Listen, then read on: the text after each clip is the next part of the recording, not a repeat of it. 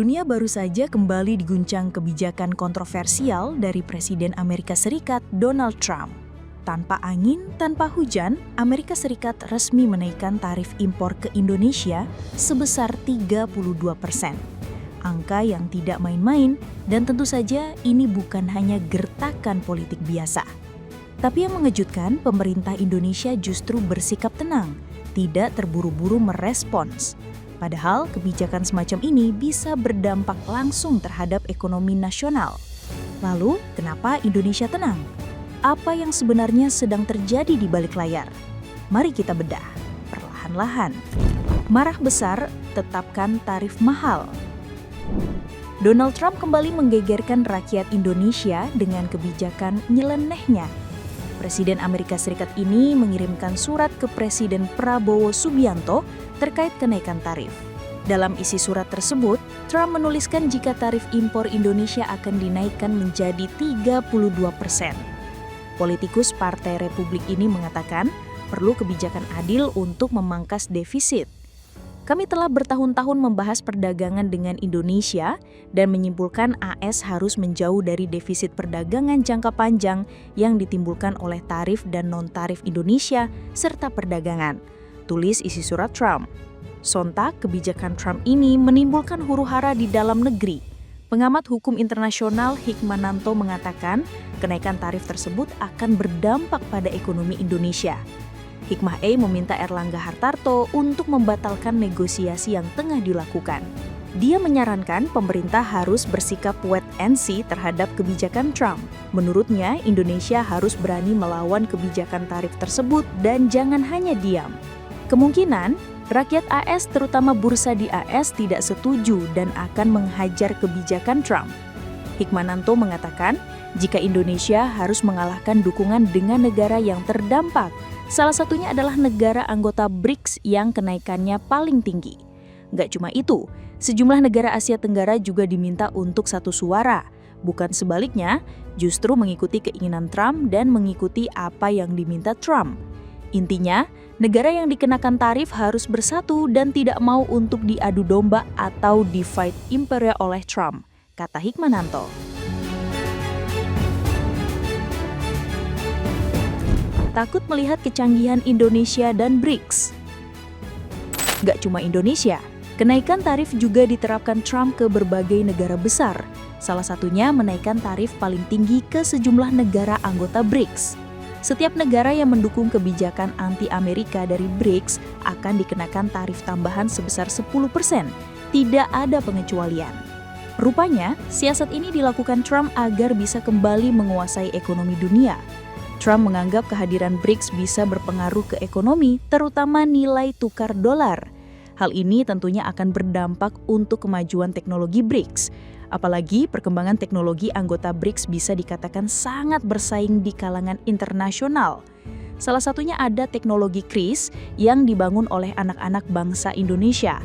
Teknologi ini semakin mendunia dan akan mengepakkan sayapnya hingga Jepang dan Cina.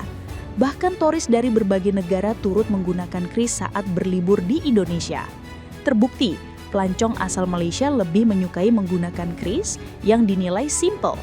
Trump mulai khawatir jika Visa akan kalah saing dengan KRIS. Tanda-tanda ini sudah mulai terlihat, di mana pangsa pasar Visa yang terus merosot dari 57,7% menjadi 38,7%. Gak heran, berbagai media Amerika sampai-sampai membuat headlines jika KRIS menjadi hambatan utama.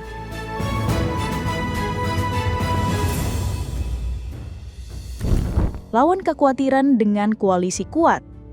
Dengan kenaikan tarif dari Trump, Indonesia bersama BRICS bersatu akan melawan.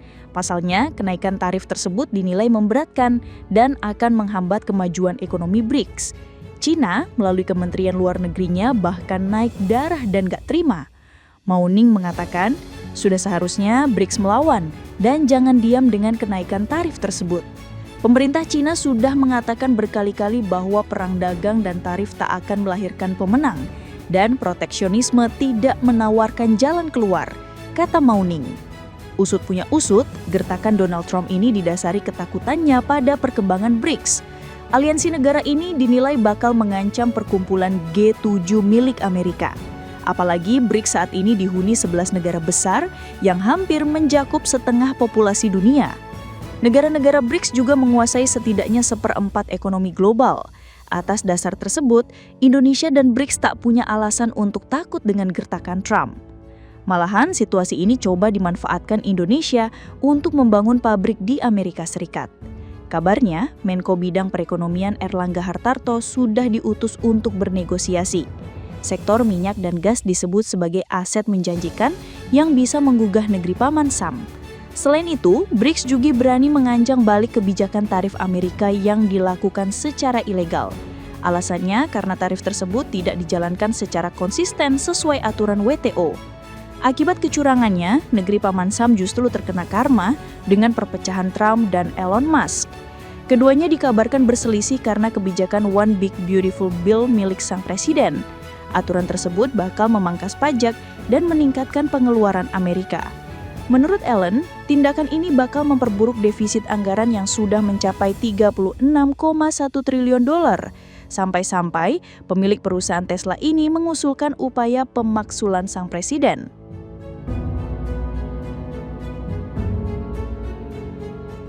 Langkah cerdas jauhi negara barat. Indonesia juga mengambil langkah cerdas dengan menjauhi negara-negara barat. Awalnya, keputusan ini dikecam sejumlah negara barat karena dianggap sebagai bentuk kesetiaan terhadap BRICS. Uni Eropa menganggap aliansi BRICS menganut paham anti-barat. Namun Prabowo Subianto menegaskan keputusan ini diambil Indonesia sebagai bentuk diplomasi politik bebas aktif. Namun, keputusan ini menimbulkan prahara kecemburuan sejumlah negara barat. Salah satunya Polandia yang sudah sangat ngebet menjalin kerjasama dengan Indonesia. Namun rezim Warsawa sendiri mengaku legowo dan menghormati keputusan Indonesia. Hal tersebut diungkapkan langsung oleh perwakilan diplomatik Polandia untuk Indonesia, Mae Tumilek. Itu adalah hak independen Indonesia untuk bergabung dengan blok manapun. Kami tidak melihat bergabungnya Indonesia ke BRICS sebagai anti-Polandia atau anti-Barat, ujar Tumilek. Kebijakan Indonesia menjauhi Barat langsung dibuktikan oleh Pak Prabowo.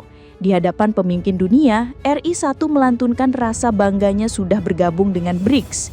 Ini menunjukkan Indonesia semakin didengar, semakin diperhatikan, semakin dipandang, dan semakin dibutuhkan di dunia global. Tegas Pak Prabowo. Rasa bangga juga menyelimuti Erlangga Hartarto selaku Menteri Koordinator Bidang Perekonomian. Politikus 62 tahun ini menyebut Indonesia bakal banyak membantu BRICS mengalahkan blok Barat. Secara ekonomi, BRICS terus bertambah. Berdasarkan purchasing power parity, BRICS itu sudah lebih tinggi daripada G7. Jadi, ini yang mendorong bahwa BRICS menjadi bagian daripada global. Jadi, begitulah cerita kepanikan Amerika melihat Indonesia jadi kekuatan ekonomi dunia. Gimana menurut kalian? Ada komentar tentang cerita tadi?